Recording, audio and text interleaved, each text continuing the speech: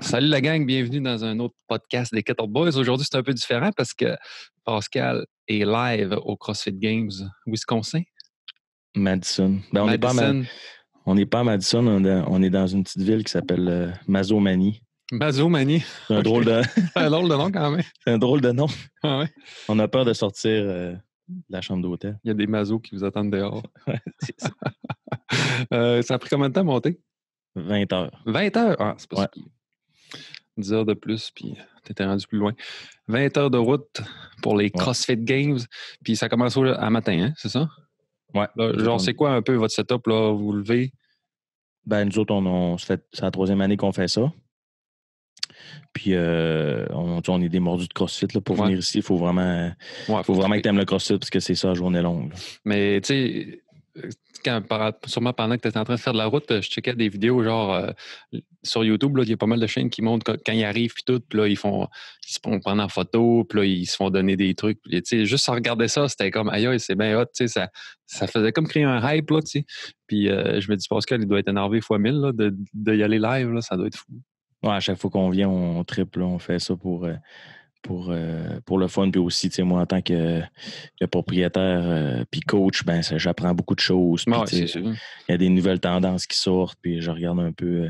On discute aussi avec du monde qui viennent de partout. Ouais, vous rencontrez-tu du monde? Il y a plus, tu sais, le monde, il juste un peu ou c'est pas mal tout le monde fait son affaire?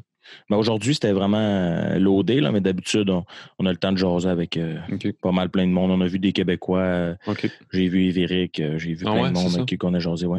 Ah, cool. Puis quand tu arrives sur place, c'est-tu compliqué? C'est-tu bien organisé, etc.? Ben là, c'est la 3e année qu'ils font ça à Madison. C'est la 3e année qu'on vient. Puis ils ont fait beaucoup d'améliorations là, par rapport aux dernières années. Notamment, les tickets sont rendus sur nos cellulaires. Fait que c'est un code barre qui scanne. Les entrées se font vraiment bien, les parkings. La première fois qu'on est venu, on était un petit peu plus près, mais là, on s'est pris plus une petite chambre d'hôtel, puis on est vraiment bien installé. On est à peu près à une demi-heure de Madison, mais c'est vraiment un gros dépaysement. Là. C'est super beau ce qu'on est. Ouais. Ça ressemble à quoi? Moi, Madison, ça me dit rien. Je veux dire, Wisconsin, je suis jamais allé. C'est au centre? C'est dans l'ouest plus? C'est un petit peu... c'est à l'ouest. C'est à 2 heures de Chicago. Ah, OK. À l'ouest de Chicago, un petit peu au nord-ouest de Chicago. Puis c'est une belle petite ville. Là. Je pense qu'ils ont bien misé puisque la température est un petit peu plus froide qu'en Californie. Fait que je pense qu'au niveau des athlètes, là, c'est sûr que ça doit être... Il avait l'air de faire chaud quand même après aujourd'hui. Ouais. Aujourd'hui, c'était incroyable. Sérieusement, là. J'ai checké un peu l'Event One, là, puis la vague à Fraser, là, à la fin, tout le monde était dans le bac de glace, puis ils se vidaient tout de l'eau, là, puis c'était comme, il a l'air de faire salement chaud. Ouais, il faisait vraiment, vraiment chaud aujourd'hui. À date, c'est la plus belle température qu'on a eue. Première année, il faisait beau aussi. Il y a eu un petit peu de pluie, mais là, cette année, il annonce vraiment. Puis mettons, tu sais, comme aujourd'hui, c'était tout dehors. Là, s'il aurait mouillé à flot, c'est qu'il aurait fait. Ça se couvre-tu? Ils font les WOD advienne que pourra. OK. L'année passée, il y avait eu une course à obstacles. Il faisait froid et mouillait. Puis les athlètes, il fallait qu'ils fassent le WOD quand même. C'est sûr que c'était un petit peu plus plate, comme exemple. Alex Caron, il avait fait un squat, puis le plancher était mouillé, fait que c'était blessé par rapport à ça. C'est sûr que c'est plus drôle un peu, mais ils essayent de faire ce qu'ils peuvent. C'est bon. Parfait, ça. Puis j'ai vu que le Fit Aid était à volonté avec un modique somme de 5 $. Ouais, les autres années. Les autres années, ils donnaient, mais ce qui se passait, c'est qu'en dedans de 2 jours, il n'y en avait plus de disponibles. Fait que là, les kiosques, ils disent, c'est fou, là. Je veux dire, les kiosques, Rogue, Reebok, ils ont fait vraiment des améliorations majeures. Ouais, c'est ça. À ça que Reebok n'est pas comme officiellement. Excuse, je ne vais pas te couper. À ça qu'ils ne sont plus officiellement les commanditaires là, exclusifs. Il y a-tu plus de compagnies, de kiosques, etc.? C'est encore les Reebok CrossFit Games. La seule chose, c'est que les athlètes peuvent porter les espadrilles qu'ils veulent. Puis il y a de l'air d'avoir une plus grosse ouverture aussi au niveau des kiosques de vente, là, notamment WIT qui se sont associés avec le CrossFit pour vendre le CrossFit Stuff qu'ils appellent, dans le fond, les gourdes, toutes ces affaires de CrossFit. Puis parce qu'avant, il y avait le CrossFit Store, mais là, WIT, c'est une compagnie un peu qui vend du stock. Fait qu'eux autres, se sont associés aussi avec Nobull. Fait que là, Nobull, les autres années, n'étaient pas là. Là, sont là. Après ça, mais j'ai pas vu Nike. J'ai vu Innovate, mais Nike n'est pas là. OK. Mais je pense que Greg Glassman, je pense qu'il voulait un peu plus ouvrir ça at large. Okay. Là, puis on commence à voir les changements là, sur le terrain. Puis ce qui est trippant, c'est que ce que je trouve vraiment le fun, c'est que, tu sais, avec les Open, puis toutes moi, je pourrais dire, pas les préjugés, mais toutes les attentes que le monde se faisait négatives, pensait que ça allait. Ouais. Moi, ce que je trouve, c'est que c'est vraiment une belle amélioration en général. Ouais, c'est ça, quand j'ai vu l'event, le premier, j'ai fait, c'est pas genre un 500 mètres de course, là. Ça a de l'allure. Ah, on n'a rien. Moi, je sais rien depuis on a su le WOD à matin. Ouais, c'est ça, comme tous les athlètes. Là, comme, c'est spécial. Il a vraiment fait un WOD, un event qui est super de type CrossFit. Ouais, il a mis de la course. Plus CrossFit que ça, des 400 mètres, de la course puis des snatchs. Exactement. Puis ce que ça a fait, c'est que moi, je m'attendais, j'avais aussi comme des préjugés, mais à l'Asta, je pense que j'ai fait 100% confiance. Là. Ce que ça a fait, c'est que les gars et les filles qui sont super bons en général ont passé, puis ceux qui avaient des lacunes n'ont pas passé. C'est quand même un event vraiment difficile. Là. C'était 4 rondes, tu avais 400 mètres de course, 3 montées de corde sans l'aide des jambes.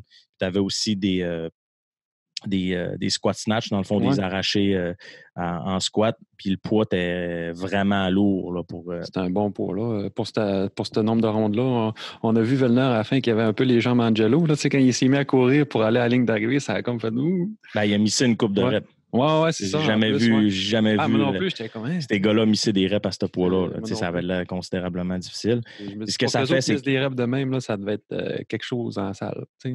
Oui. Puis les autres années, ce qu'ils ont fait, c'est qu'ils mettaient les WOD, comment je pourrais dire, spécialisés au début. OK. Au début des 4 jours, puis ils mettaient les WOD plus CrossFit à la fin. Mais là, ce que ça a fait, c'est que vu qu'ils ont mis un WOD vraiment de type CrossFit au début, c'est que, mettons, les spécialistes ne pouvaient pas se démarquer. Il fallait absolument qu'ils passent par le fil de CrossFit. Je ne sais pas si tu me suis. Ouais. Mettons, la première année, c'était run, swim, run. Fait qu'ils couraient, ils nageaient, ils couraient. Fait que n'importe qui est champion national puis qui se démarque en course puis en nage aurait pu passer. Ouais. Tandis que là, cette année, ils ont fait t'aurais beau pas être capable de faire un snatch à pantoute puis t'aurais passé, tu sais. Là. Exact. Tandis que là, ils ont fait l'inverse. Castro, il était quand même brillant là-dessus. C'est qu'il a fait un WOD vraiment de type CrossFit en partant. Fait que ce que ça a fait, c'est que tous les spécialistes, ils n'ont pas réussi à le monde de passer. CrossFit, là, tu sais. Exact. Puis là, ils vont mettre des WOD spécialisés plus tard dans la fin de semaine. Je pense qu'il y a des rumeurs comme de quoi que la nage allait être le dimanche. OK. C'est sûr qu'il y en a. Là. Oui, mais c'est toujours au début. Oui, c'est ça. Parce que les athlètes, ils ont déjà passé par les régionaux, que c'est vraiment du CrossFit. Après ça, c'est ça. Puis après ça, là, ils séparent un peu les athlètes en leur mettant des affaires qui sont vraiment hors de leur zone de confort. Comme l'année passée, c'était pas du cyclocross, là, mais c'était comme du vélo sur route. Là. Mais s'ils avaient mis ça cette année, peut-être qu'il y a des athlètes qui n'auraient même pas passé le premier round, c'est des superstars. Tandis que là, je te dirais que tous les athlètes que je m'attendais qui passent ont passé, sauf peut-être 2, dont Tim Paulson, qui est un Américain, puis Jean-Simon Roy-Lemaire, qui a fini, dans le fond, qui est champion national du Canada, qui n'a pas réussi à passer. Ah ouais? Ah, je n'étais pas au courant de ça. Là. T'as-tu vu que ton pote a passé? C'est qui, mon pote? Hunter McIntyre. Il a passé le premier. Ouais. Il n'a pas passé le deuxième. Ah, il n'a pas passé le deuxième. Ah, c'est ça. C'est ça, parce que moi, aujourd'hui, j'ai checké un peu le premier event, mais j'ai pas. Après ça, j'avais des réunions, j'avais des trucs, j'ai pas pu être au courant du reste. Fait que dans le fond, c'était quoi le deuxième event?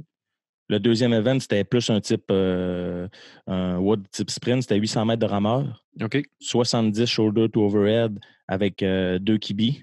Avec un kibi de 16 kg, 2 kibis de 16 kg pour les gars, 2 kibis de 12 kg pour les filles. Après ça, c'était 132 pieds d'handstand walk. Ah, OK. ouais, ça 70 shoulder to overhead, ouais.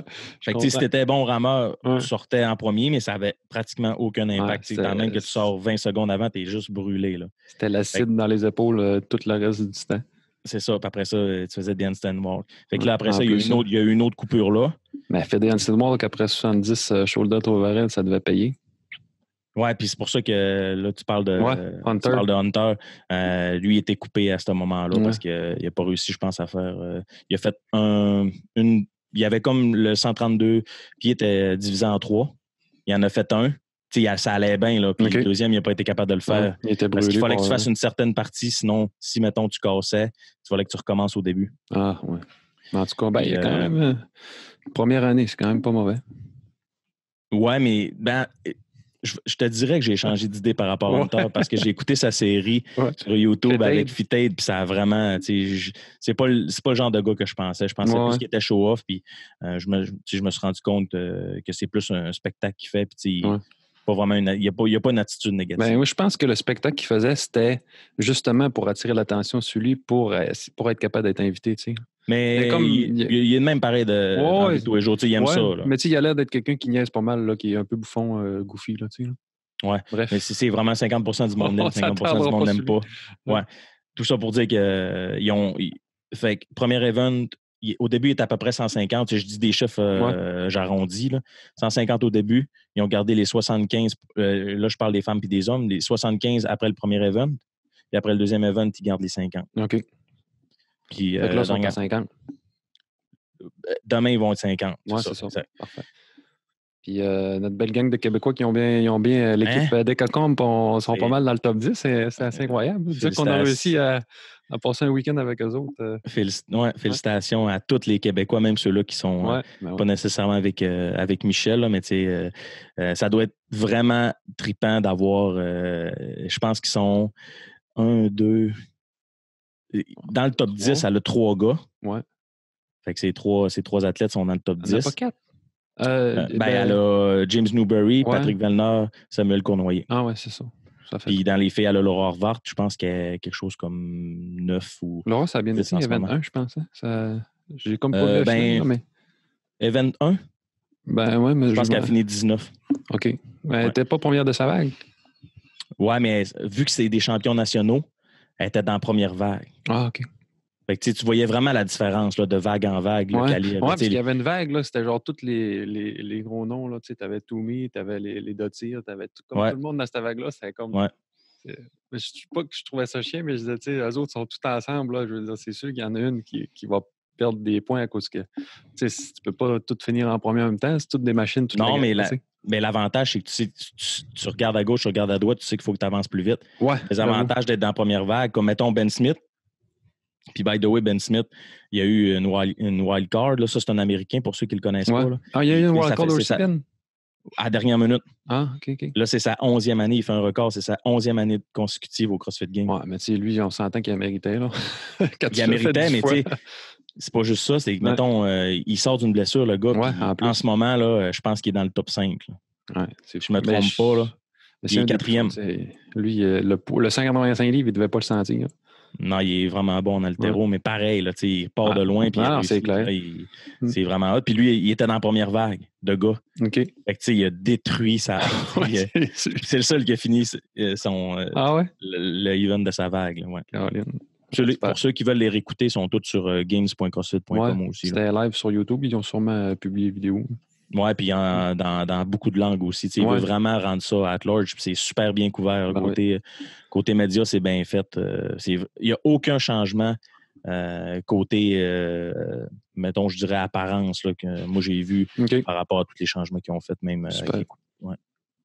Cool. Puis Nancy, elle, qu'est-ce qu'elle a aimé le plus? À matin, ce qui est arrivé, c'est qu'aujourd'hui, là, on a eu le temps de rien faire parce qu'on est arrivé. On ne savait pas ce qui allait se passer. Ouais. Nous autres, on arrive tout le temps là à 7 h. À 7 h, on est là, on était les premiers sur le bord de la gate quasiment. Je pense que c'était à 9h30 les premiers quand ça commençait. C'était à 9 h, c'était la cérémonie d'ouverture. L'année passée, il avait fait. C'était pas une cérémonie d'ouverture, mais il avait fait une présentation des athlètes dans le même format que cette année, sauf qu'il avait fait le jeudi soir. OK. Fait qu'il y avait eu des WOD. Il avait fait le vendredi ou le jeudi. En tout cas, peu importe. Il avait fait la deuxième journée. Mais il n'y avait pas eu de WOD la deuxième journée, mais il y avait eu la première journée, il y avait eu des WOD. Fait que là, ils l'ont fait en décollant. C'était vraiment bien fait. C'était assez court. Puis vu qu'on ne savait pas sur quel pied danser, ben là, puis les billets du Colisée, les WOD étaient dehors aujourd'hui. Fait que c'est premier arrivé, premier servi. Puis nous autres, moi, je viens pas ici nécessairement pour boire de la bière. Là. Ouais. Oui, faire du shopping, mais je veux regarder du CrossFit. Ouais, c'est ça. Fait qu'on est allé s'asseoir, puis là, ça a pas arrêté. Fait que vu qu'on savait pas c'était quoi les events, tout ça, puis ce qui est trippant aussi avec le nouveau format, c'est que c'est plus des équipes de 6, c'est des équipes de 4. Puis il y en a moins. Fait que c'est beaucoup plus le fun à regarder. Tu sais, c'est pas chaotique. Tu n'as pas 10 équipes de 6. C'est ça, tu sais pas qui est où. Puis les équipes, comme je l'avais parlé dans les premiers podcasts qu'on avait fait ensemble, c'est des super équipes. Ouais, c'est ça. Fait que là, le calibre est vraiment obligés d'être élevé, dans le même gym. Là, ils peuvent se joindre de... Tu sais, la fille, elle peut être à New York, puis l'autre à Los Angeles, puis être dans la même équipe, c'est ça, je veux dire. C'est ça. Ouais. Mais le désavantage, puis on l'a vu aujourd'hui, c'est que si tu es un peu éparpillé, même si tu es un super athlète, puis tu te réunis, mais quand c'est le temps de faire, mettons, il y avait il y avait beaucoup de synchro aujourd'hui. Ça paraissait vraiment. CrossFit Mayhem avec Rich Froning et son équipe, ils ont fait 2 premières places. Puis tu as vu là, que ça paraît que ça entraîne ensemble tout le temps. Tout est réglé au corps de tour, la communication, tout est parfait. Les transitions, c'était vraiment, vraiment impressionnant à voir. Puis on a une équipe... il y a seulement une équipe canadienne, puis c'est une équipe du Québec, Pro One de Montréal. Ils ont bien fait aussi aujourd'hui. Oui, ça a bien été. Cool. Ça a bien été, oui. De toute façon, déjà rendu. C'est des équipes mixtes, hein? Oui, 2 gars, 2 filles. OK, c'est ça. Super, ça. Fait que là, demain, plein de matchs. Demain, on ne sait rien. Vous ne savez rien encore? Fait que tu vas encore être là à 7 heures. Ouais, ben, tu sais, je vois pas pourquoi je perdrais mon temps ici. Là. J'aime bien mieux aller. Là, demain, ça va être plus plus shopping. On va relaxer un peu plus. Ouais. Puis c'est encore à l'extérieur. Puis là, il commence aussi les events dans le Colisée. OK, parfait. Le Colisée, c'est une expérience différente. Là. Ouais, vraiment, ça doit être. L'ambiance doit être assez populaire. Hein? C'est le son. Puis là, d'après moi, il va y avoir des bars un petit peu plus pesantes. Il va y avoir probablement du clean and jerk, parce qu'il n'en a pas. C'était l'année passée du snatch la première année. Il y a déjà eu du snatch aujourd'hui. Ça se peut que ça soit. D'après moi, il va y avoir du clean and jerk puis des WOD un petit peu plus spécialisés. Cool. Fait que félicitations encore à toutes les non, moi, j'écoutais ça, puis j'étais c'est la première fois que j'écoutais ça avec une petite étoile pour quelqu'un, genre avec un parti pris, là, tu sais. Avant, t'écoutais ça, c'était comme, peu importe, c'est le fun, mais là, quand t'as vu le monde, puis tu t'es entraîné en même temps qu'eux autres, t'es comme, j'espère que ça va bien aller, tu sais, là. J'ai toujours eu un parti pris pour les Québécois, mais reste que l'expérience générale, là, c'est vraiment fabuleux. Là, même Matt Fraser, en ce moment, il est intouchable. Il a fait premier event, première place, deuxième event, deuxième place. Puis, c'est des comment je pourrais dire, c'est des bons gaps là, qu'il fait. Là.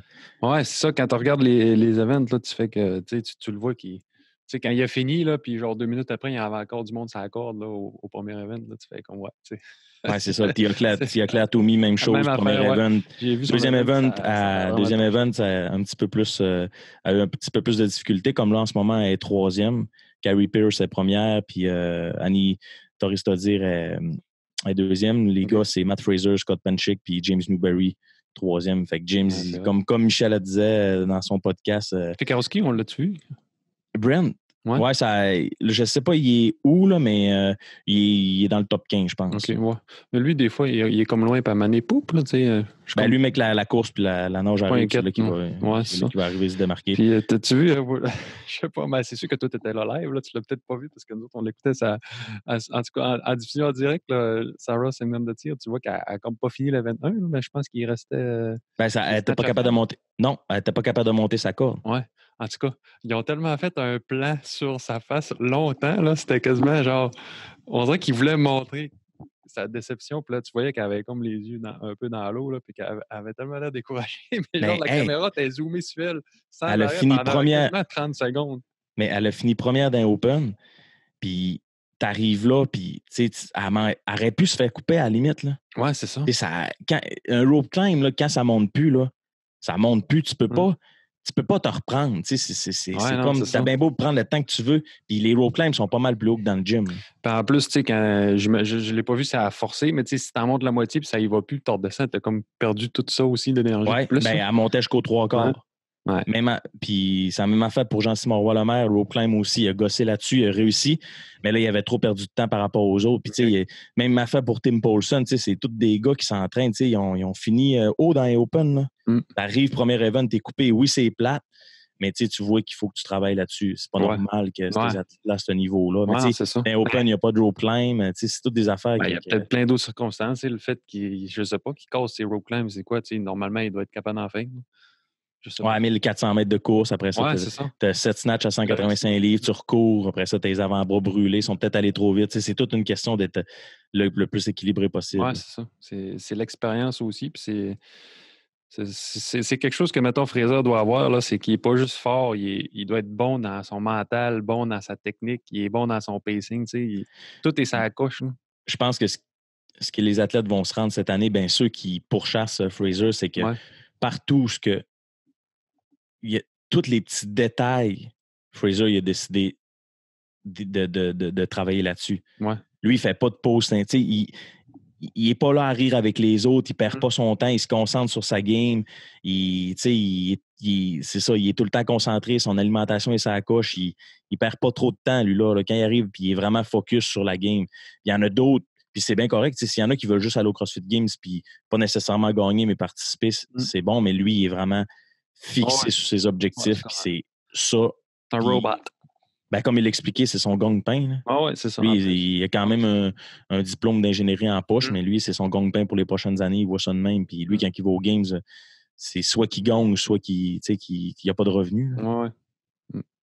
En tout cas, c'est fini deuxième, il doit avoir quelque chose quand même. Là, mais je comprends. Ça.